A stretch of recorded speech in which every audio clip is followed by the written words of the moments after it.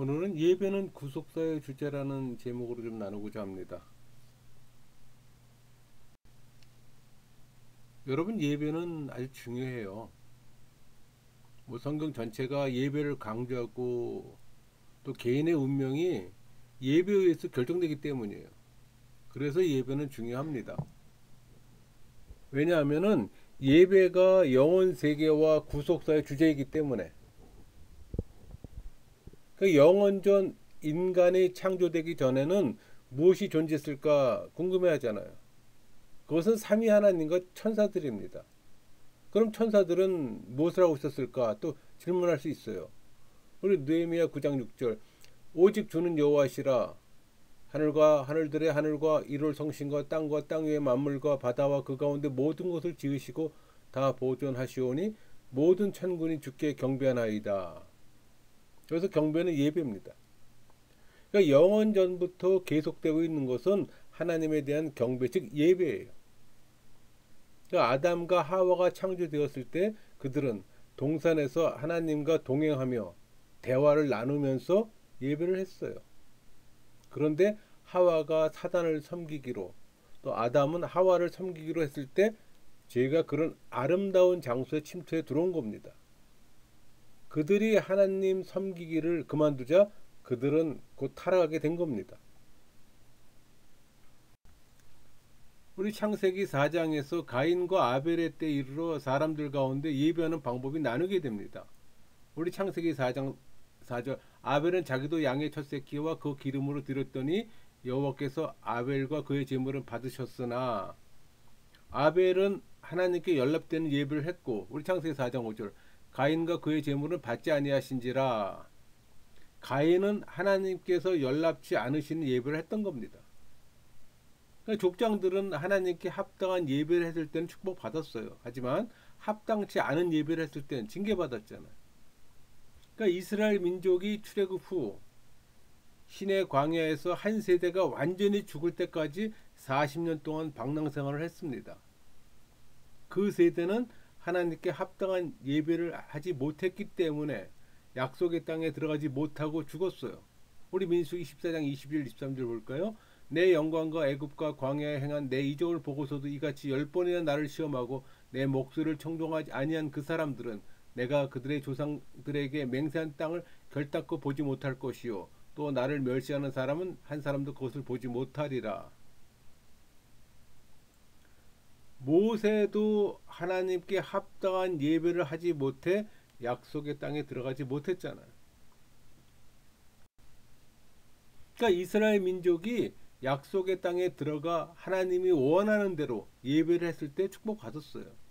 우리 느헤미야 9장 3절 이날에 낮 4분의 1은 그 제자리에 서서 그들의 하나님 여호와의 율법책을 낭독하고 낮 4분의 1은 죄를 자복하며 그들의 하나님 여호와께 경배하는데 그러나 바르게 예배하지 못했을 때 우리 사도행전 7장 42절 43절 하나님이 외면하사 그들을 그 하늘의 군대 섬기는 일에 버려두셨으니 이는 선지의 책이 기록된 바 이스라엘 집이여 너희가 광야에서 40년간 희생과 제물을 내게 드리니 있었느냐 몰록의 장막과 신 레판의 배를 받들었으며 이것은 너희가 절하고자 하여 만든 형상이로다 내가 너희를 바벨론 밖으로 옮기리라 함과 같으니라. 하나님께서 징계하셔서 산지 사방으로 흩으셨어요. 그러니까 예수님께서 사역을 시작했을 때 예루살렘의 예배 처소로 올라가서 채찍으로 그 성전을 깨끗게 했습니다. 그 후 요한복음 4장 21, 23절 너희는 알지 못하는 걸 예배하고 우리는 아는 것을 예배하노니 이는 구원이 유대인에게서 남이라. 아버지께 참되게 예배하는 자들은 영과 진리로 예배할 때 오나니 곧 이때라. 아버지께서는 자기에게 이렇게 예배하는 자들을 찾으시느니라. 참된 예배자를 말씀하신 겁니다. 문제는 바로 예배인 거예요. 예배가 바로 구속사의 주제인 겁니다. 오순절 사건 이후 교회가 생겨났잖아요. 이 교회란 예배하는 자들의 모임이에요. 우리 빌립보서 3장 3절 하나님의 성령으로 봉사하며 봉사는 예배를 의미합니다. 그들 그리스도 예수로 자랑하고 육체를 신뢰하지 아니하는 우리가 곧 할례파라. 성경에서 예배에 대해 잘 언급했는데 여기서 예배의 정의는 교회의 정의와도 통해요. 다시 말하면 교회란 육체적인 할례를 받은 사람들의 모임이 아니에요. 육체의 신뢰를 두지 않아요. 영과 진리로 하나님께 예배하는 사람들로 구성된 모임입니다. 예수님께서 또 재림하셔서 역사가 그 절정에 이르게 될 때 예배도 그 절정에 이르게 됩니다. 예배는 천국과 영원 세계의 주제잖아요. 우리 요한계시록 4장 10절 11절 말씀 볼까요? 24장로들이 보좌에 앉으신 이 앞에 엎드려 세세토록 살아계신 이에게 경배하고 자기의 관을 보좌 앞에 드리며 이르되 우리 주 하나님이여 영광과 존귀와 권능을 받으시는 것이 합당하오니 주께서 만물을 지으신지라 만물이 주의 뜻대로 있었고 또 지으심을 받았나이다 하더라.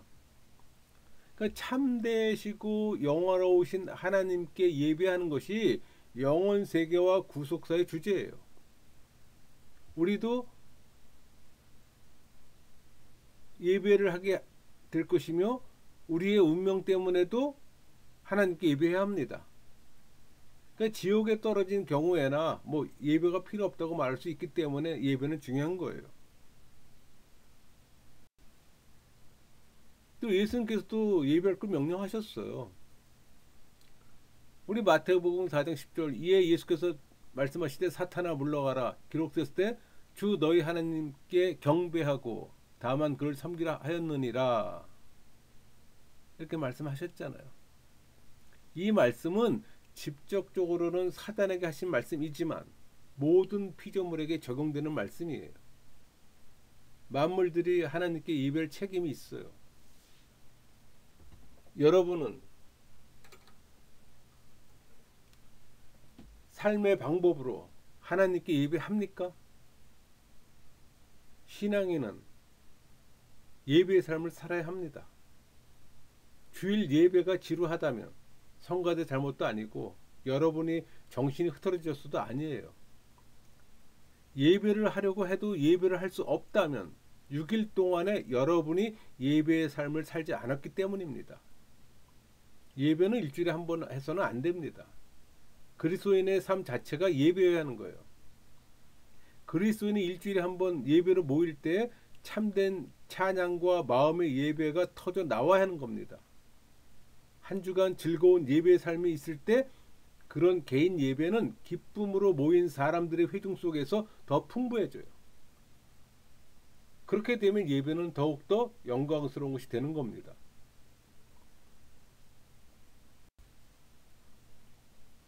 여러분 구원의 목적은 예배하도록 하는 겁니다. 하나님께서 사람들을 구원하신 이유는 그들을 예배하는 자들로 삼으려 하셨기 때문이에요. 그래서 사도 바울은 고린도 4장 15절에서 말합니다. 이는 모든 것이 너희를 위함이니 많은 사람의 감사로 말미암아 은혜가 더하여 넘쳐서 하나님께 영광을 돌리게 하려 함이라. 다시 말하면 우리가 하는 모든 일은 하나님의 은혜를 받아 그 은혜에 대한 응답으로 하나님께 감사와 영광을 돌리게 하기 위해서 하는 겁니다. 그러니까 모든 것이 궁극적으로 예배로 귀결되는 거예요. 그러니까 하나님께서 받는 예배는 그리스도의 구원 사역의 직접적인 결과예요. 그래서 주님은 누가복음 19장 10절을 말씀하십니다. 인자가 온 것은 잃어버린 자를 찾아 구원하려 함이니라. 이 구절은 요한복음 4장 23절 연관시켜 보면 먼저 볼까요? 아버지께 참되게 예배하는 자들은 영과 진리로 예배할 때가 오나니 곧 이때라. 아버지께서는 자기에게 이렇게 예배하는 자들을 찾으시느니라. 이 두 구절을 연결시켜 보면은 요한복음에서는 아버지께서 참된 예배자를 찾으신다고 말씀하세요. 그리스도께서 오신 목적을 총체적으로 이해할 수 있게 되는 겁니다. 그러니까 하나님께서 찾는 예배자들은 그리스도 안에서 이루어진 구원으로 말미암아 생겨나는 거예요. 따라서 예배의 근거는 구원이에요. 이런 사실을 입증해주는 성경 구절을 살펴보면 우리 시편 22편 1절에서 21절 말씀은 예수님께서 십자가에 달려 돌아가실 것에 대한 예고예요. 예언입니다. 여기에서 언급된 많은 사실들이 십자가에서 실제 직접적으로 이루어졌어요. 그러니까 예수님께서 십자가에서 고난 당하실 것이라고 예언되어 있습니다. 그렇다면 그런 일들을 당하신 이유는 뭘까? 질문할 수 있잖아요. 이 질문에 대한 대답이 22절에서 24절까지 말씀이에요. 내가 주의 이름을 형제에게 선포하고 회중 가운데서 주를 찬송하리이다. 여호와를 두려워하는 너희여 그를 찬송할지어다. 야곱의 모든 자손이여 그에게 영광을 돌릴지어다. 너희 이스라엘 모든 자손이여 그를 경외할지어다. 그는 공고한 자의 곤고를 멸시하거나 싫어하지 아니하시며 그의 얼굴을 그에게서 숨기지 아니하시고 그가 울부짖을 때 들으셨도다. 그리스도 사역에 대한 즉각적인 응답은 찬양입니다. 계속해서 25절에서 27절 말씀, 큰 회중 가운데서 나의 찬송은 주께로부터 온 것이니 주를 경외하는 자 앞에서 나의 서원을 갚으리이다. 겸손한 자는 먹고 배부를 것이며 여호와를 찾는 자는 그를 찬송할 것이라. 너의 마음은 영원히 살지어다. 땅의 모든 끝이 여호와를 기억하고 돌아오며 모든 나라의 모든 족속이 주의 앞에 예배하리니. 그러니까 시편 22편은 구속의 목적이 예배라는 사실을 분명히 보여주고 있어요.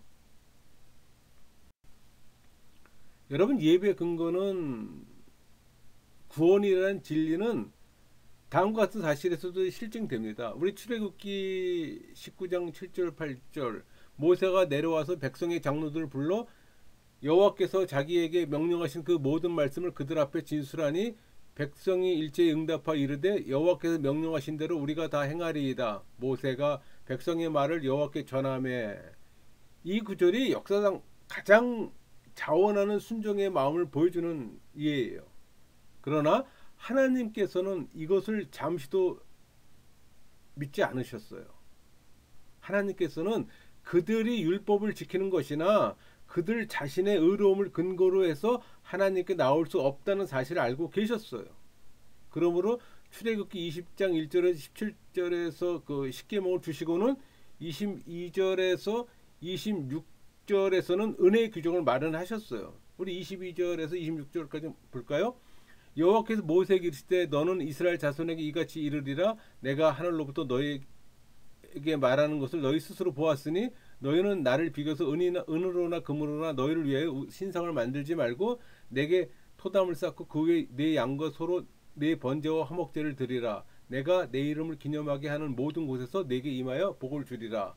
내가 내게 돌로 제단을 쌓거든 다듬은 돌로 쌓지 말라.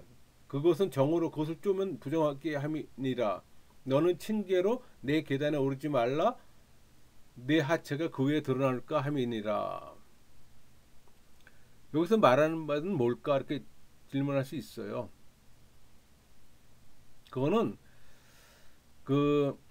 하나님께서는 백성들이 근본적으로 율법을 지킬 수 없기 때문에 인간 스스로 하나님께 예배로 나갈 권리도 없음을 지금 알고 계셨던 거예요. 그래서 하나님께서는 예배의 근거로서 제단과 그 위에 드려질 번제를 언급하신 거예요. 번제와 하나님과 인간 사이의 교제를 가능케 했어요. 그리스도의 희생제사가 하나님과의 교제를 가능케 한 겁니다. 따라서 그리스도의 죽으심이 하나님께서 참된 예배자를 찾으실 수 있게 된 근거예요. 그러니까 우리가 십자가를 통해 하나님을 만나고 죄의 문제가 해결되어 그리스도의 피로 정결하게 되며 또 우리는 하나님께서 찾으시는 참된 예배자가 되는 겁니다. 이같이 그리스도의 죽으심으로 말미암는 우리의 구원이 우리가 예배를 드릴 수 있는 근거인 거예요. 사도 바울은 고린도전서 14장 23절에서 25절까지 말씀하십니다. 그러므로 온 교회가 함께 모여 다 방언으로 말하면 알지 못하는 자들이나 믿지 아니한 자들이 들어와서 너희를 미쳤다 하지 아니하겠느냐.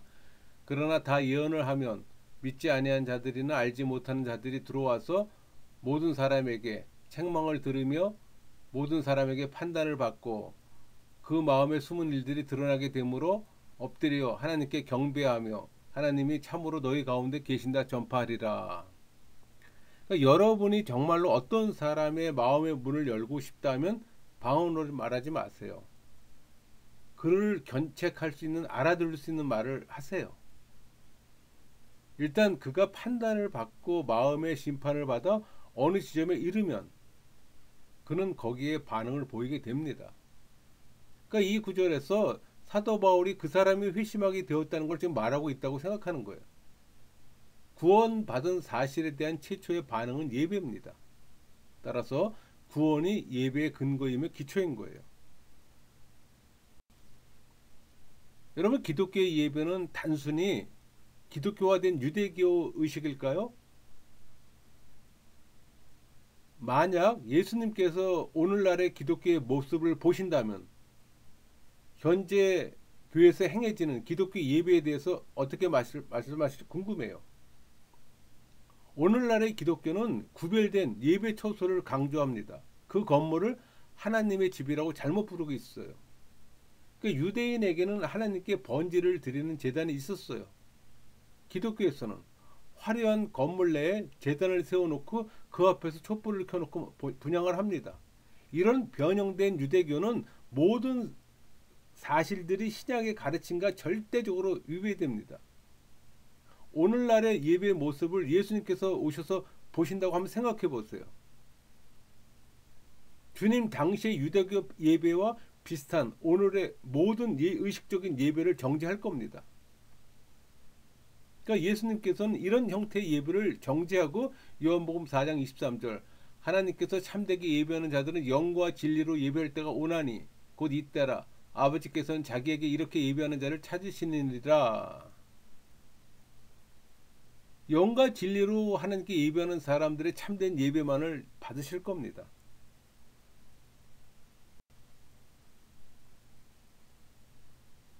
요한복음 4장의 그 전체적인 상황을 살펴보면은 예수님께서 요한복음 4장 3절 유대를 떠나서 다시 갈릴리로 가실세라는 표현이 있어요.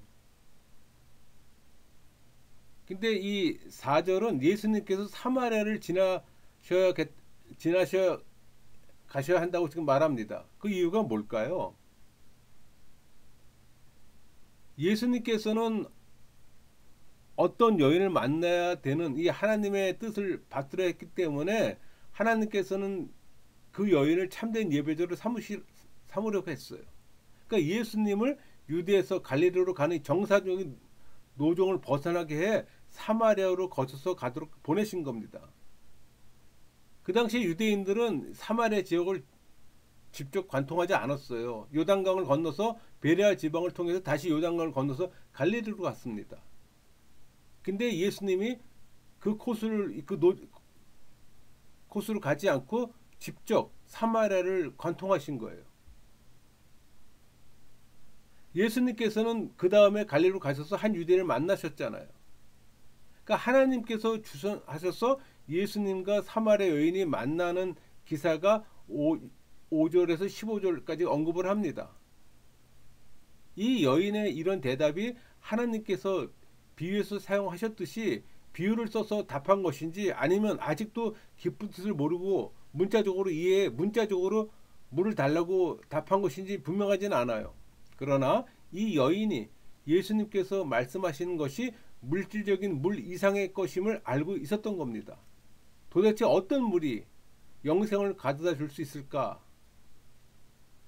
그러니까 모든 유대인들이 상종하지 않고 피해 다니던 이 사마리아 지방에도 복음이 증거되기를 원하시는 하나님의 뜻을 이루기 위해 그리스도께서는 그것을 관통한 겁니다. 예수님은 사마리아에서 당신의 영광을 나타내셔야 할 필요를 느껴서 그곳을 직접 통과하시게 되었던 거예요.